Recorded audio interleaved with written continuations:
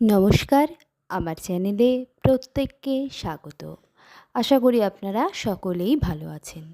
আমার আজকের বিষয় 15ই আগস্ট। এই দিনটি আমাদের প্রত্যেকটি ভারতবাসীর কাছে অত্যন্ত গুরুত্বপূর্ণ দিন।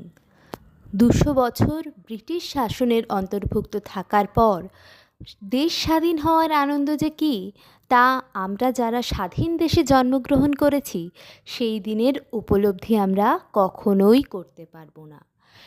কারণ আমরা স্বাধীন দেশে জন্মগ্রহণ করেছি, জন্ম থেকেই স্বাধীনতার স্বাদ আমরা বুঝতে শিখেছি।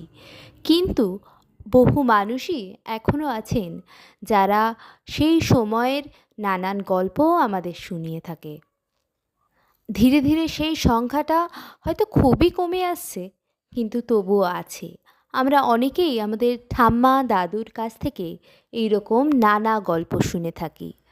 আমি পরিবেশ শিক্ষার একজন শিক্ষার্থী হিসাবে আমার মনে হলো এই স্বাধীনতা দিবসের আমাদের ব্রত হওয়া উচিত পরিবেশকে সংরক্ষণ করা, যাতে তুমিও ভালো থাকবে, তোমার চারপাশের মানুষও ভালো থাকবে, তোমার পরিবেশ ভালো থাকবে। তবেই আমাদের দেশের ভালো হওয়া সম্ভব। আর তখনই দেশের উন্নতি হবে যখন দেশের সমস্ত কিছু স্থিতিশীলভাবে ঘটবে।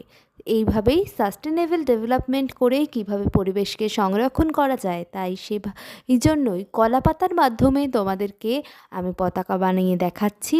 তোমাদের ভালো লাগলে একটা লাইক করো, শেয়ার করো আর কমেন্টস করো, আর পাশে থেকো। তোমাদের সবার পতাকাটা কেমন লাগলো আমাকে অবশ্যই জানিও।